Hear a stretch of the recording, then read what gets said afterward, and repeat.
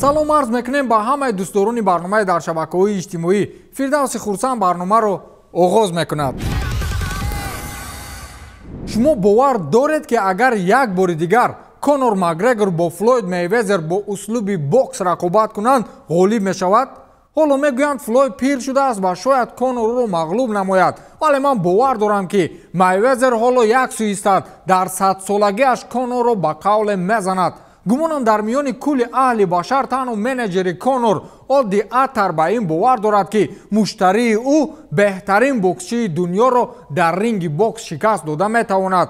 Одди Атар дирӯз пешорӯи ҷамъи журналистон гуфт ки ман боварӣ дорам ки агар Флойд бо Конор як бори дигар рақобат кунад, шикаст мехӯрад. ҳоло ӯ бо ютуб-блогерон даст ба гиребон мешавад ва ин ҳам ба хотири пул аст. Флойд метавонад ки даъвати Мэнни Пакяоро барои рақобати ҷавобӣ қабул кунад, вале ӯ ин корро намекунад. Метавонад ки бо Конор рақобат намояд, аммо хомӯш аст ва бо Логан Поли бетаҷриба барои пул розӣ аст.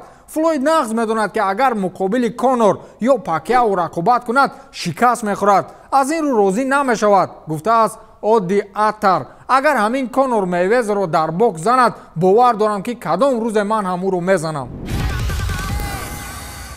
Стронгмен ё худ марди қавие бо номи Эдди Холл ба хотири рақобат дар услуби бокс бо ситораи сериали машҳури бозии тоҷу тахтҳо ё худ Игра престолов Хафтор Бьорсон тамринҳои пеш аз рақобати худро тавассути Инстаграм расонаӣ кард ки хеле аҷиб буд. дар навор дида мешавад ки Эдди 4 хонуми зебоеро ба тамрингоҳ даъват кардааст ва ҳар 4 онҳоро бо қувваи даст мебардорад. ва болои он навиштааст ки ман ба рақобат тайёрӣ мебинам, чун мехоҳам пурқувваттарин марди ҷаҳон бошам. ягон хел шубҳа барои ба рӯи фарш хобонидани ҳариф вуҷуд надорад. ӯро ман нозеҳ ба Исландия равон хоҳам кард, гуфтааст Эдди Холл. гуфта мешавад ки Эдди Холл ва Хафтор Бьорсон қарор аст ба наздикӣ дар ринги бокс бо ҳам вохӯранд. ин рақобат дар ҳоле дар арафаи баргузорист ки Эдди Холл ва Хафтор чандин сол аст ки мисли Роналду ва Месси барои қавитарин марди ҷаҳон будан баҳсу мунокиша мекунанд ва ба хулосае омаданд ки ин баҳсро дар ринги бокс нуқта гузоранд. хулас Эдди барои тарсонидани ҳариф 4 духтарро бардошт, лекин мутмаинам ки чунин хонумҳои зеборо ман бо як даст мебардорам. ҷои онҳо рӯи дил аст, ё не? гуфти он гапҳо ба як азоб футболро барқарор кардем. боз ин ҷо 1-2 нафар мехоҳанд онро аз мо бигиранд. як вируссиноси бритониёӣ бо номи Ҷулиан Танг ба Премер-лигаи Англия пешниҳод кардааст ки барои баъди гол ба оғӯш гирифтани футболбозон дигар иҷоза надиҳанд.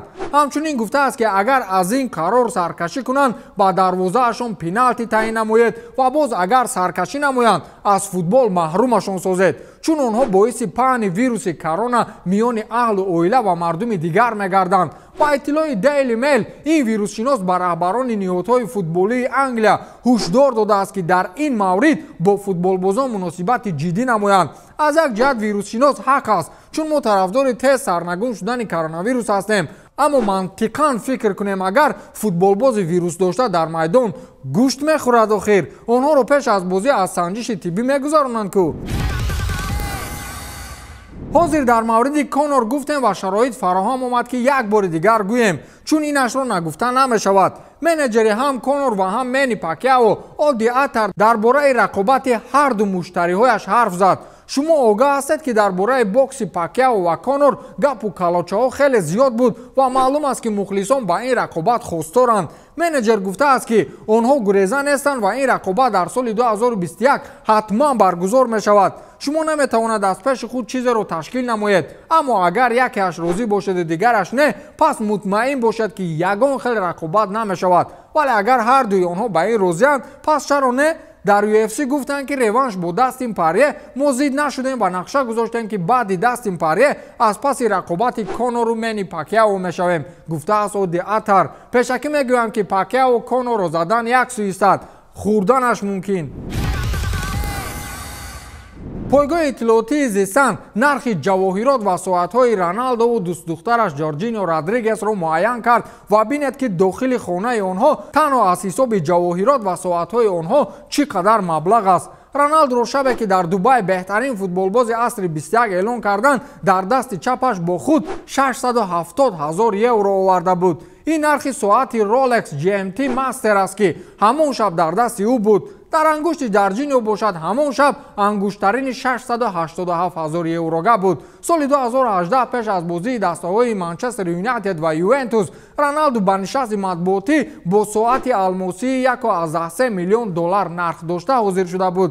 чанд рӯз пеш аз он ӯро бо соати 111 000 еврога мушоҳида карда буданд. танҳо дар чорабиниҳо дар ангушти ҷорҷиньо родригес ангуштаринҳои нархашон 223 ва 55 000 еврога мушоҳида шудааст ва ҳамагон гӯшвори бо алмоси сиёҳи дар гӯши роналдо овезонро португалӣ бо нархи 11 000 евро харидорӣ кардааст.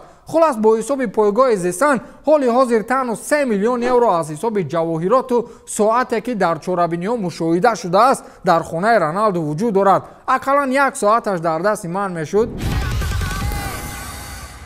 жорж сен-пьер собиқ дукарата чемпиони UFC дар мавриди беҳтарин разбгари давру замон ҳарф зад ва ягоне аз разбгарони феълии UFC-ро ном нагирифт. ӯ гуфтааст ки агар мо ҳамаи разбгарони таърихи MMA-ро муқоиса намоему аз миёни онҳо аз ҳисоби дастовардҳо зурашро ҷудо намоем, пас барои ман беҳтарин Ройс Грейси аст. вале агар бигӯем ки аз ҳама пурқувват дар ҷаҳон ки аст, ман боварӣ дорам ки агар ҳамаи разбгаронро ба қафас андозему бигӯем ки аз он ҷо кӣ зинда мебарояд, пас ин Фёдор Емельяненко аст, гуфтааст Жорж Сен-Пьер. ба фарзияи ин разбгари дастон касе беҳтар аз Фёдор нест ва нахоҳад буд. дар ҳошияи арсеналро тарк кардани Месут Озил душмании дастаҳои Арсеналу Тоттенҳем гармтар мешавад. ин дар ҳолест ки чанд рӯз пеш Месут Озил аз минбари баланд ба суоли он ки Озил чиро интихоб мекунад, хотимаи карьера ё шартнома бо Тоттенҳемро, Месут Озил бе ягон фикр кардан ба суол чунин ҷавоб дод ки ин суол ҷавобаш осон аст, чун ман аз оне ки ба Тоттенҳем равам нафақаро интихоб мекунам. гуфтааст Месут Озил ки бо ин сухан албатта хашми мухлисони Лондони шимолиро барангехт. жозе Мауриньо дар нишасти матбуотӣ мисле ки аз ҳама мавзӯи муҳим барояш ҳамин буд, ӯ ба гуфтаҳои Озил хашмолӯ ҷавоб гардонидааст ки кӣ гуфт ки Тоттенҳем Озилро хариданӣ аст? ин хел гап нест, гуфтааст жозе Мауриньо. мессии эронӣ боз ҳамаро ҳайрон кард. Арат Ҳусейнӣ, як бачаи кӯчаки эронӣ ки бо шарофати Инстаграм ҳоло дар академияи яке аз бузургтарин бошгоҳҳои футболӣ академияи дастаи Ливерпул тамрин мекунад, дар саҳифаи Инстаграми худ дриблинги ба Месси монанди худро расонаӣ кард. дар намор дида мешавад ки чӣ хел Арат ҳарифонро бо гузаришҳои зебо моту мабҳуд мекунад. гуфтан ба маврид аст ки ин аввалин навори Арат нест ки дар Инстаграм тамошобинони зиёдеро ҷамъ менамояд. қаблан бо тӯббозиҳои худ ҳатто Мессиро мафтун карда буд ва аргентинӣ дар Инстаграми худаш навори ӯро ворид сохта буд. бо шарофати дриблингҳои ба Месси монандаш Арат Ҳусейнӣ ҳоло дар Инстаграм таи 5 миллион обуначӣ дорад. дар аврупоро Месси оянда мегӯянд, вале гуфти шораи варзиш Гулрӯз Худоназарзода пеш аз ин 26 касро Месси оянда гуфтанд, вале вақт ба мо чизи дигарро нишон дод. мавзӯи дигаре ки ҳоло сархати расонаҳои хабарӣ ва мавзӯи рақами яки истифодабарандагони шабакаҳои иҷтимоӣ дар Бразилия гаштааст, ин ҳамон бохти ҳангомавии мунтахаби занонаи Бразилия дар муқобили дастаи наврасони то 16-солаҳои Гремио аст. он ҷо ҳама бозингарони зури мунтахаб аз ҷумла Марта низ буд. наврасон мунтахаби занонаи Бразилияро дар як бозии рафиқона бо ҳисоби бузурги 6-0 мағлуб карданд ки ин дар идораи Ассотсиатсияи футболи занонаи Бразилия баҳсҳоеро ба вуҷуд овардааст. ҳайати мураббиҳои мунтахаби занонаи Бразилия ба раҳбарони худ чунин худро сафед карданд ки писарон дар суръат ва чолокӣ аз духтарон бартарӣ доранд. аз ин сабаб мо дар ин бозӣ шикаст хӯрдем. вале ин барои раҳбарият баҳона шуда наметавонад, чун мунтахаб вақти хело кам барои иштирок дар бозиҳои Олимпии Токио доранд. аммо агар жарфтар андеша кунем, гуфти бобои Муллошои Саёдӣ, Опел ҳеҷ гоҳ ба Мерседесу духтар ба бача намебарояд.